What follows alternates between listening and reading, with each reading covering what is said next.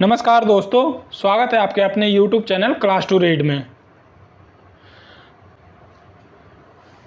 दोस्तों, आज इस वीडियो के माध्यम से हम बिहार पुलिस कांस्टेबल भर्ती में जो 19,838 सीट के लिए एग्ज़ाम होने वाले हैं जुलाई महीने से, उसके लिए हम इस वीडियो में फुल लेंथ टेस्ट लगाने जा रहे हैं, जिससे हमें आने वाले एग्ज़ाम में पता चल जाएगा कि किस तरह के क्वेश्चन पेपर में पूछे जाएंगे। इसलिए कृपया करके वीडियो के अंत तक बने रहेंगे और देखेंगे कि किस तरह के क्वेश्चन पेपर में पूछे जाएंगे। और यह जो फुल लेंथ टेस्ट सीरीज का है पहला भाग, वह दोस्तों यूनिक पब्लिकेशन के बुक से है, तो कृपया करके वीडियो के अंत तक बने रहेंगे। चलिए आगे बढ़ते हैं। तो इसमें पहला जो प्रश्न है वह है, निम्नलिखित में से कौन सा महाद्वीप क्षेत्रफल के अनुसार दूसरा सबसे बड़ा है। तो दूसरा सबसे बड़ा क्षेत्रफल के अनुसार जो महाद्वीप है वह है अफ्रीका महाद्वीप। वहीं पर पहला महाद्वीप है वह है एशिया महाद्वीप, जो कि क्षेत्रफल के अनुसार से सबसे बड़ा है। और सबसे छोटा की बात करें तो वह है ऑस्ट्रेलिया महाद्वीप। दूसरा प्रश्न है, साफ रातें मेघीय रातों की अपेक्षा अधिक ठंडी होती है। इसका क्या कारण है? तो इसका कारण है विकिरण के कारण साफ रातें जो हैं वह मेघीय रातों की अपेक्षा में अधिक ठंडी होती है। तो दूसरे का आंसर हो जाएगा विकिरण के कारण। तीसरा प्रश्न है, निम्नलिखित में किस युग्म का मिलान सही है। तो इसका सही आंसर है बी, भूमध्य क्षेत्र में जाड़े में वर्षा होना।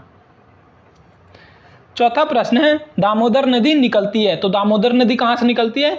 तो दामोदर नदी जो निकलती है वह निकलती है छोटा नागपुर के पठार से, जो कि पलामू, झारखंड के पलामू के लातेहार जिले में पड़ता है। पांचवा प्रश्न है, खरीफ फसलों को खाली स्थान मौसम की शुरुआत के साथ बोई जाने वाली फसलों के रूप में वर्णित किया जा सकता है। तो खरीफ की फसल जो है उसकी किस मौसम के शुरुआत होने के साथ में बोई जाती है? तो वह है वर्षा ऋतु के शुरुआती होने पर खरीफ की फसलों की बुआई शुरू होती है। तो सही आंसर हो जाएगा वर्षा ऋतु। छठा प्रश्न है, भारतीय संविधान को अपनाया गया था। तो भारतीय संविधान को किसके द्वारा अपनाया गया था? तो यह अपनाया गया था ए, संविधान सभा द्वारा भारतीय संविधान को अपनाया गया था। संविधान सभा की पहली बैठक की बात करें तो यह हुआ था 9 दिसंबर 1946 में। तो ये ध्यान रखेंगे कि भारतीय संविधान को जो अपनाया गया था वह भारतीय संविधान द्वारा अपनाया गया था, जिसकी पहली बैठक हुई थी 9 दिसंबर 1946 को। सातवां प्रश्न है, नीली क्रांति खाली स्थान से संबंधित है। तो नीली क्रांति जो संबंधित है वह है मत्स्य उत्पादन से। डी, मत्स्य उत्पादन से संबंधित है नीली क्रांति। आठवां प्रश्न है, भारतीय संविधान के निम्नलिखित अनुच्छेदों में कौन सा अनुच्छेद राज्य की सरकारों को ग्राम पंचायतों को संगठित करने का निर्देश देता है? तो वह अनुच्छेद है अनुच्छेद 40। अनुच्छेद 40 के तहत राज्य सरकार को यह शक्ति मिलती है कि गांवों के लिए पंचायतों की गठन कर सके। तो आंसर हो जाएगा आपका अनुच्छेद 40 जो है वह ग्राम पंचायतों से संबंधित है। नौवां प्रश्न है, न्यायिक पुनराविलोकन का अर्थ यह है कि सर्वोच्च न्यायालय। तो न्यायिक पुनराविलोकन होता है जो कि जुडिशियल रिव्यू कहते हैं। तो इसका जो कारण है सर्वोच्च न्यायालय द्वारा जो किया जाता है वह इसलिए किया जाता है ताकि कोई भी ऐसे कानून जो कि मौलिक अधिकार का उल्लंघन करे उसको अवैध घोषित कर सके। तो आंसर हो जाएगा किसी भी राज्य के कानून को अवैध घोषित कर सकता है। और इसका कारण है कि यदि अगर कोई कानून व्यक्ति के मौलिक अधिकारों का हनन करता है तो उस कानून को सर्वोच्च न्यायालय द्वारा अवैध घोषित किया जा सकता है। तो न्यायिक पुनराविलोकन का जो अर्थ है वह है किसी भी राज्य के कानून को अवैध घोषित कर सकता है। 10वां प्रश्न है, एक कल्याणकारी राज्य के निदेशक आदर्श वर्णित हैं। तो यह किसमें वर्णित है? तो में। तो कल्याणकारी राज्य की चर्चा की गई है राज्य के नीति निदेशक तत्वों में। आंसर हो जाएगा ए, राज्य के नीति निदेशक तत्वों में। 11वां प्रश्न है, भारत के राष्ट्रपति को उसके पद से हटाया जा सकता है। तो भारत के राष्ट्रपति को जो हटाया जाता है वह हटाया जाता है संसद द्वारा। तो आंसर हो जाएगा आपका डी, संसद द्वारा राष्ट्रपति को महाभियोग प्रक्रिया के तहत हटाया जाता है। और ये ध्यान रखेंगे कि यदि राष्ट्रपति पर किसी भी प्रकार का महाभियोग प्रक्रिया शुरू करने से पहले उनको 14 दिन पूर्व उनको नोटिस देना आवश्यक है, जो कि संसद द्वारा किया जाता है। और यह लोकसभा अथवा राज्यसभा दोनों में से किसी में भी महाभियोग प्रक्रिया की अपनाया जा सकता है। 12वां प्रश्न है, जहां तक लोकसभा में प्रतिनिधित्व का प्रश्न है, कौन से राज्य दूसरे तथा तीसरे स्थान पर है? तो इसका सही आंसर हो जाएगा आपका सी, महाराष्ट्र तथा पश्चिम बंगाल। तो प्रश्न में पूछ रहा है दूसरे और तीसरे स्थान। तो ये ध्यान रखेंगे कि महाराष्ट्र में आपकी जो सीटें हैं वह है 48 सीट। वहीं पश्चिम बंगाल की बात करें तो लोकसभा की सीटें हैं यहाँ 42 सीट।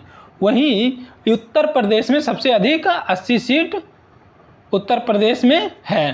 तो ये ध्यान रखेंगे दूसरे और तीसरे स्थान पर है आपका महाराष्ट्र और पश्चिम बंगाल, और पहले स्थान पर है उत्तर प्रदेश 80 सीटों के साथ में। 13वां प्रश्न है, भारत में नियोजित अर्थव्यवस्था आधारित है। तो भारत की जो अर्थव्यवस्था आधारित है वह है मिश्रित अर्थव्यवस्था पर। आंसर है आपका बी, मिश्रित अर्थव्यवस्था पर भारत की अर्थव्यवस्था आधारित है। 14वां प्रश्न है, भारत में आय का सबसे बड़ा स्रोत क्या है? तो सबसे बड़ा स्रोत है प्रत्यक्ष कर, डायरेक्ट टैक्सेज। 15वां प्रश्न है, भारत की उन्नति संतोषजनक रही है। तो यह किस क्षेत्र में रही है? तो वह रहा है कुल राष्ट्रीय उत्पादन में बढ़ोतरी के संबंध में भारत की उन्नति संतोषजनक रही है। 16वां प्रश्न है, सबसे बड़ा नदी द्वीप माजुली द्वीप निम्नलिखित में से किस नदी पर स्थित है? तो माजुली द्वीप जो है वह है ब्रह्मपुत्र नदी पर स्थित। तो ये ध्यान रखेंगे कि माजुली द्वीप जो कि ब्रह्मपुत्र नदी पर स्थित है।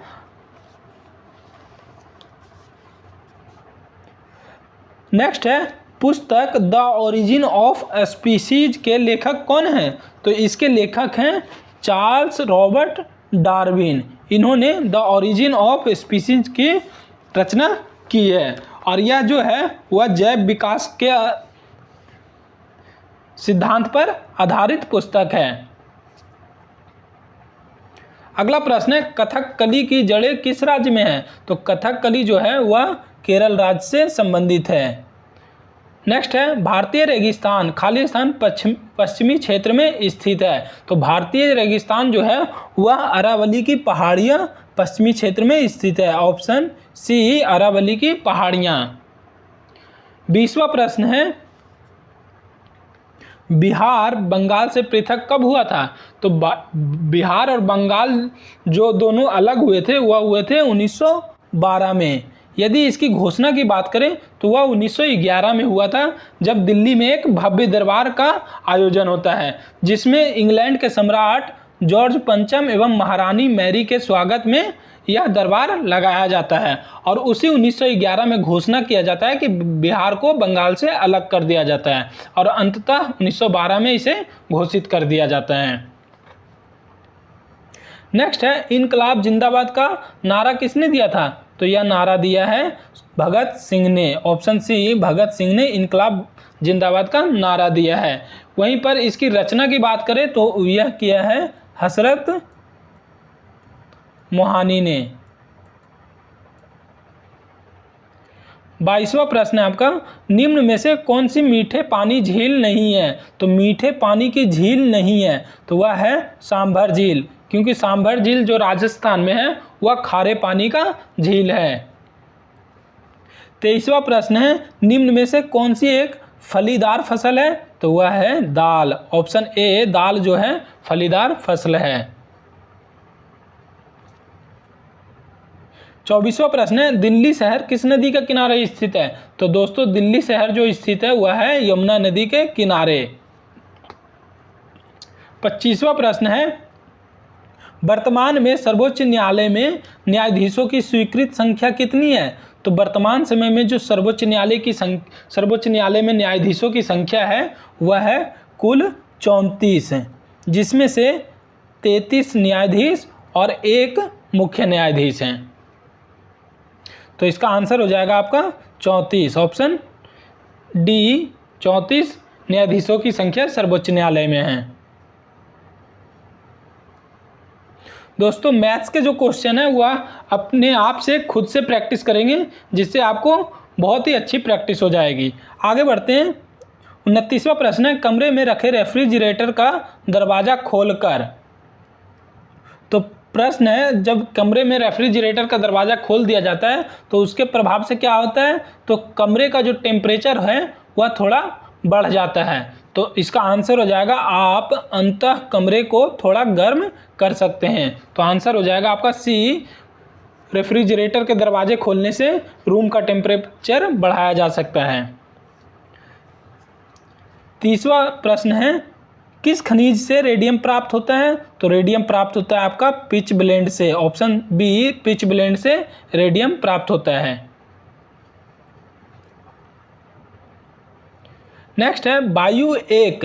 तो वायु क्या है? एक मिश्रण है, जिसमें आप देखेंगे कि ऑक्सीजन, नाइट्रोजन और कार्बन डाइऑक्साइड, इसी तरह से अन्य गैस भी इसमें मौजूद होते हैं। तो ऑक्सीजन की बात करें तो मात्र 31% ऑक्सीजन होता है, और यह वही नाइट्रोजन की बात करें तो 80% नाइट्रोजन होता है, माफ़ कीजिएगा 78%। वहीं पर आप निम्न प्रकार के गैसें जैसे कार्बन डाइऑक्साइड, ये सभी गैसें इसके अलावा वायु में मिश्रित होते हैं। तो वायु एक मिश्रण है। 32वां प्रश्न है, पारद धातु मिश्रण है। तो पारद धातु जो मिश्रण है वह पारद युक्त मिश्र धातु होती है, ऑप्शन सी पारद युक्त मिश्र धातु होती है पारद धातु मिश्रण।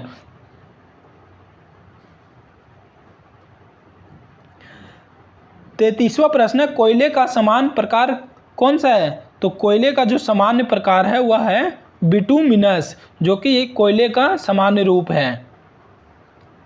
नेक्स्ट है, स्वर्ण का आणविक सूत्र क्या है? तो स्वर्ण का सूत्र है AU। नेक्स्ट है, पौधों में जल परिवहन का कार्य करता है। तो पौधों में जो जल पहुंचाने का कार्य करता है वह करता है जाइलम, जो कि पौधों के जड़ों से तनों में जल पहुंचाया जाता है, वह कार्य है जाइलम का। 36वां प्रश्न है, माँ पौधे की भांति पौधा मिलता है। तो माँ पौधे की भांति जो पौधा मिलता है वह मिलता है बीज से भी और कटा तना से भी। तो इसका आंसर हो जाएगा डी, इन दोनों से।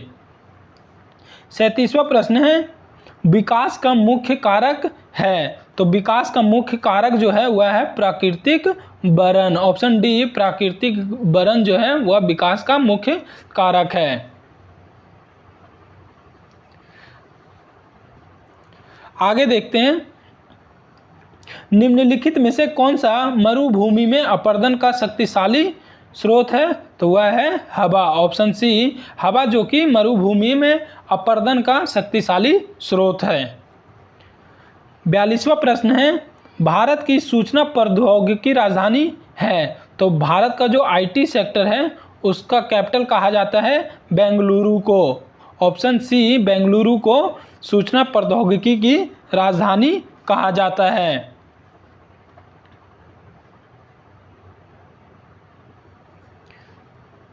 नेक्स्ट है, हम्पी के खंडहर किस राज्य में स्थित है? तो हम्पी साम्राज्य जो था वह था कर्नाटक राज्य में, वर्तमान समय में कर्नाटक राज्य में आता है, जहां पर हम्पी के खंडहर पाए जाते हैं।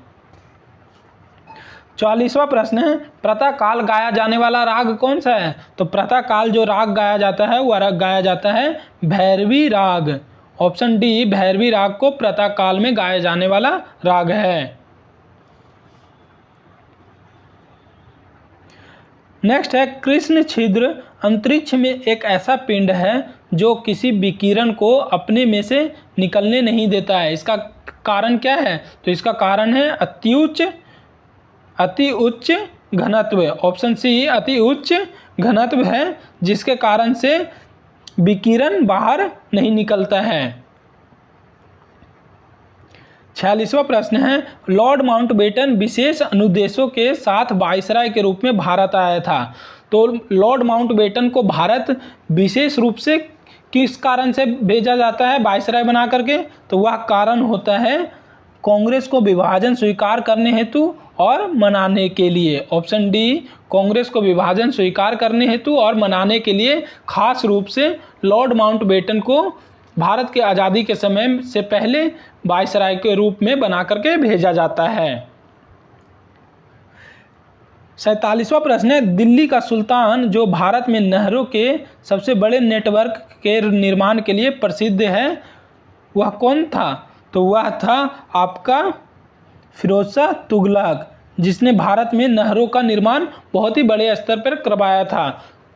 तो नहरों से जो संबंधित दिल्ली सुल्तान का राजा था वह था फिरोज शाह तुगलक। 48वां प्रश्न है, अलमट्टी बांध किस नदी पर बना है? तो अलमाटी बांध जो है वह है कृष्णा नदी पर। ऑप्शन सी, कृष्णा नदी पर अलमाटी बांध। नेक्स्ट है, जीटी रोड किसके शासनकाल में बनाई गई थी? तो जीटी रोड, जिसे ग्रैंड ट्रंक रोड कहते हैं, वह बनाया गया था शेरशाह सूरी द्वारा।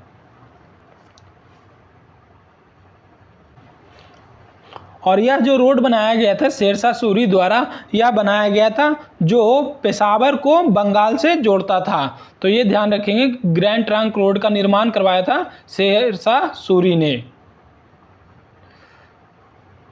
50वां प्रश्न है, भारत में श्वेत क्रांति के जनक माने जाते हैं। तो श्वेत क्रांति के जनक माने जाते हैं Verghese Kurien. Option A, doctor B G Kurien, जिन्हें भारत में श्वेत क्रांति के जनक माने जाते हैं। 51वां प्रश्न है, डॉक्टर सीवी रमन को किस विषय में नोबेल पुरस्कार प्राप्त हुआ था? तो नोबेल पुरस्कार जो मिला है डॉक्टर सीवी रमन को, वह मिला है भौतिकी के क्षेत्र में, फिजिक्स के क्षेत्र में इनको रमन प्रभाव के लिए दिया गया था। 52वां प्रश्न है, अल्फांसो है। तो अल्फांसो जो है वह एक आम की किस्म है। ऑप्शन डी, आम की एक किस्म को अल्फांसो कहा जाता है। नेक्स्ट है, भारतीय संविधान का मसौदा तैयार करने वाली समिति के अध्यक्ष कौन थे? तो भारतीय संविधान का जो मसौदा तैयार करने वाली समिति के अध्यक्ष थे वह थे Bhimrao Ambedkar. Option D, B R. Ambedkar इसके अध्यक्ष थे। 54वां प्रश्न है, शक संवत जो 78 ईस्वी से प्रारंभ होता है, प्रकट करता है, तो यह करता है कनिष्क का शासनकाल। जब कनिष्क का राज्यारोहण होता है उसी समय शक संवत 78 ईस्वी माना जाता है। तो ये ध्यान रखेंगे कि शक संवत से संबंधित है कनिष्क का शासनकाल। नेक्स्ट है, निम्नलिखित में से किस राष्ट्रवादी नेता ने जर्मनी और ब्रिटेन के युद्ध को ऐसे दैवीय अवसर के रूप में देखा जो भारतीयों को लाभान्वित कर सकता था? तो वह देखने वाले जो नेता थे वह थे सुभाष चंद्र बोस, जिन्होंने जर्मनी और ब्रिटेन के युद्ध को एक अवसर के रूप में इन्होंने देखा था। नेक्स्ट है, निम्नलिखित में से कौन सी कृषि विद्या इको फ्रेंडली है? तो वह है ऑर्गेनिक फार्मिंग, जिसे जैविक खेती कहा जाता है। तो ऑर्गेनिक फार्मिंग एक इको फ्रेंडली कृषि करने की विद्या है जिसमें किसी भी प्रकार की पेस्टिसाइड और केमिकल का प्रयोग नहीं किया जाता है, इसलिए ऑर्गेनिक फार्मिंग एक इको फ्रेंडली है। नेक्स्ट है, अंग्रेजों के शासनकाल में भारत में उद्योगों का स्वतंत्र विकास नहीं हुआ, इसका क्या कारण था? तो अंग्रेजों के शासनकाल में भारत के उद्योग अधिक नहीं पनप पाते हैं, उसका सबसे बड़ा कारण जो होता है वह होता है विदेशी पूंजी की अभाव।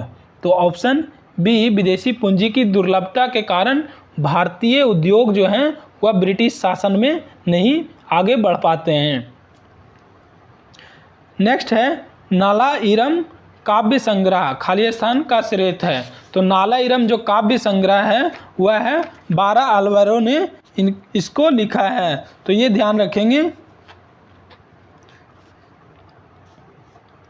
कि नालाईरम जो काव्य संग्रह है वह 12 अलवार से संबंधित है। नेक्स्ट है विश्व विरासत दिवस कब मनाया जाता है? तो यह मनाया जाता है 18 अप्रैल को विश्व विरासत दिवस। वहीं 5 मई की बात करें तो इस दिन मनाया जाता है विश्व सूर्य दिवस। 5 जून को मनाया जाता है विश्व पर्यावरण दिवस। वहीं 18 मई की बात करें तो इस दिन मनाया जाता है पोखरण परमाणु विस्फोट दिवस।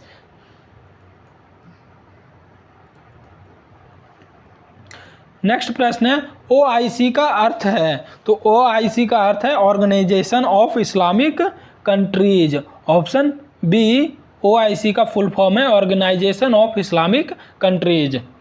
61वां प्रश्न है भारत में स्थानीय स्वशासन की स्थापना में निम्नलिखित में से किसने गहरी रुचि ली थी? तो स्थानीय स्वशासन के जनक कहा जाता है लॉर्ड रिपन को। ऑप्शन बी लॉर्ड रिपन को स्थानीय स्वशासन का जनक भारत में कहा जाता है, जिन्होंने 1882 ईस्वी में स्थानीय स्वशासन का प्रारंभ किया था। 62वां प्रश्न है पीली क्रांति शब्द किसकी बड़ी मात्रा में उत्पादित वस्तु के संदर्भ में प्रयुक्त होता है? तो यह प्रयोग होता है पीली क्रांति जो संबंधित है वह है खाद्य तेल से। नेक्स्ट है स्वदेश में विकसित किस वस्तु का नाम पृथ्वी है? तो स्वदेश अर्थात भारत में विकसित रूप से जो पृथ्वी नाम से है वह है मध्यम दूरी की बैलिस्टिक मिसाइल।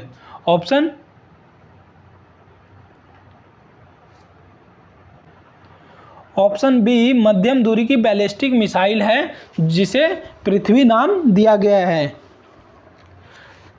नेक्स्ट है बाढ़ सुपर थर्मल पावर परियोजना निम्नलिखित में से किस राज्य में स्थित है? तो वह राज्य है बिहार राज्य, जहां बाढ़ सुपर थर्मल पावर परियोजना है।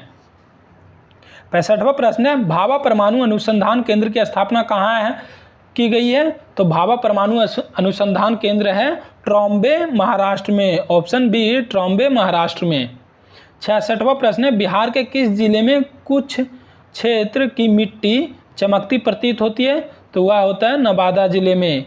और चमकती हुई मिट्टी प्रतीत होने का कारण है कि यहाँ पर अभ्रक की मात्रा पाई जाती है। नेक्स्ट है राज्य प्रशासन का वैधानिक प्रधान कौन होता है? तो वह होते हैं राज्यपाल। ऑप्शन बी राज्यपाल राज्य प्रशासन का वैधानिक प्रधान होते हैं। 68वां प्रश्न है नींबू खट्टा किस कारण से होता है? तो नींबू खट्टा होने का कारण है साइट्रिक अम्ल के कारण, जिसके कारण नींबू खट्टा होता है। तो ऑप्शन डी साइट्रिक अम्ल के कारण नींबू खट्टा होता है।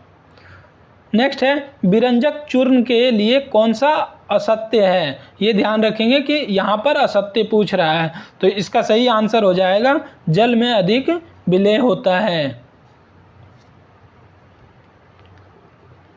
नेक्स्ट है मनुष्य के शरीर में पैर की हड्डी होती है, तो वह होती है खोखली। ऑप्शन ए पैर की हड्डी खोखली होती है। 71वां प्रश्न है मनुष्य की खोपड़ी में कुल कितनी अस्थियां होती है? तो मनुष्य की खोपड़ी में कुल अस्थियां जो होती है वह होता है 29 हड्डियां। 72वां प्रश्न है इंसुलिन प्राप्त होता है, तो इंसुलिन प्राप्त जो होता है वह होता है डालिया की जड़ों से। ऑप्शन बी डालिया की जड़ों से इंसुलिन प्राप्त होता है। संसार का सबसे बड़ा पुष्प कौन सा है? तो वह है रेफ्लेसिया। ऑप्शन बी रेफ्लेसिया संसार का सबसे बड़ा फूल है। नेक्स्ट है परमाणु नाभिक के अवयव है, तो परमाणु नाभिक के जो अवयव हैं वह है प्रोटॉन और न्यूट्रॉन। ऑप्शन सी प्रोटॉन और न्यूट्रॉन परमाणु नाभिक के अवयव हैं।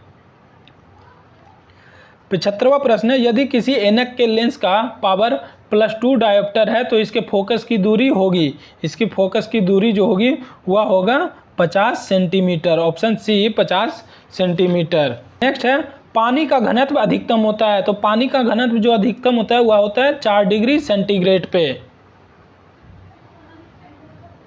77वां प्रश्न है ध्वनि का वायु में वेग अनुमानता है, तो ध्वनि का वायु में जो वेग होता है वह होता है 330 मीटर प्रति सेकेंड। नेक्स्ट है 78वां प्रश्न प्रकाश विकिरण की प्रकृति होती है, तो प्रकाश विकिरण की जो प्रकृति होती है वह होती है तरंग एवं कण दोनों समान से। ऑप्शन सी तरंग एवं कण दोनों के समान। नेक्स्ट है शुष्क बर्फ है, तो शुष्क बर्फ को जो कहा जाता है वह कहा जाता है ठोस कार्बन डाइऑक्साइड को शुष्क बर्फ कहा जाता है। नेक्स्ट है भारत के निम्नलिखित इस्पात संयंत्रों में से कौन सा सार्वजनिक क्षेत्र के अंतर्गत नहीं आता है, तो वह है टिस्को संयंत्र, जो कि सार्वजनिक क्षेत्र में नहीं गिना जाता है। Option D TISCO.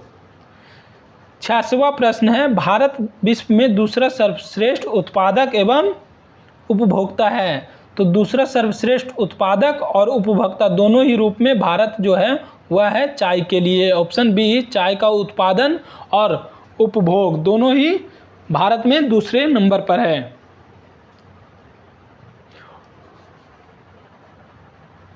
नेक्स्ट है भारत और श्रीलंका को खाली स्थान द्वारा विभाजित किया जाता है, तो भारत और श्रीलंका को जो विभाजित किया जाता है वह किया जाता है पाक जलडमरू मध्य के द्वारा। ऑप्शन सी पाक जलडमरू मध्य।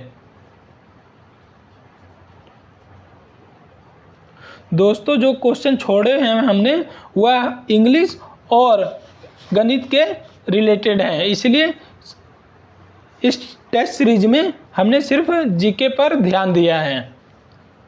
नेक्स्ट जो प्रश्न है वह है बेला औद्योगिक क्षेत्र में स्थित लेदर पार्क बिहार के किस जिले में स्थित है, तो लेदर पार्क जो बिहार में है वह है बी मुजफ्फरपुर में। नेक्स्ट है बिहार के चर्चित नंदन चौबे हैं, तो नंदन चौबे जो हैं वह है पर्वतारोही। नेक्स्ट है दिए गए शब्दों का विलोम शब्द चुने। द्रुत, तो द्रुत का जो विलोम शब्द है वह है मंथर। ऑप्शन सी मंथर जो है द्रुत का विलोम शब्द है। नेक्स्ट है 95 क्वेश्चन निम्नलिखित प्रश्न में दिए गए 4 विकल्पों में से उस विकल्प का चयन करें जो मुहावरे का अर्थ व्यक्त करता है। मुहावरा है कथा के बैंगन, तो इसका जो मुहावरा है वह है केवल दूसरों के लिए उपदेश देना। कथा के बैंगन का जो मुहावरे का अर्थ है वह है केवल दूसरों के लिए उपदेश देना। नेक्स्ट प्रश्न है वह बात जो जनसाधारण में चलती आ रही है, इस वाक्यांश के लिए एक सार्थक शब्द चुनिए। तो जो बात जनसाधारण में चलती आ रही है उसके लिए एक शब्द जो है वह है किंवदंती। किंवदंती। ऑप्शन ए किंवदंती। नेक्स्ट प्रश्न है रिक्त स्थान भरने के लिए सबसे उपयुक्त शब्द का चयन करें। खाली स्थान से गहने बनते हैं, तो गहने किससे बनते हैं, तो ऑप्शन में है सी सोने। सोने से गहने बनते हैं। यहाँ पे ध्यान रखेंगे कि सोना भी दिया हुआ है, लेकिन आंसर आपका सोने होगा क्योंकि शब्द के अनुरूप सोने सही इसमें इस्तेमाल होगा। सोने से गहने बनते हैं।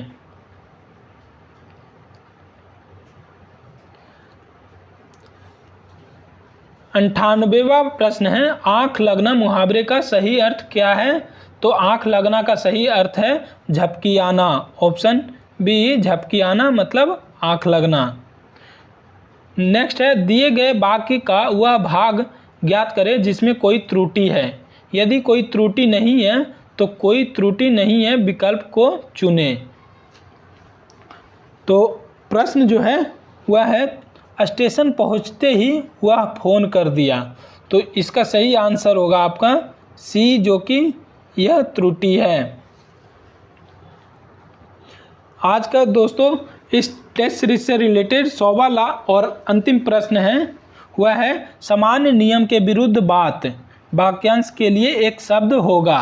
तो इसके लिए जो शब्द होगा वह है अपवाद। ऑप्शन ए अपवाद। तो दोस्तों आज के वीडियो में हमने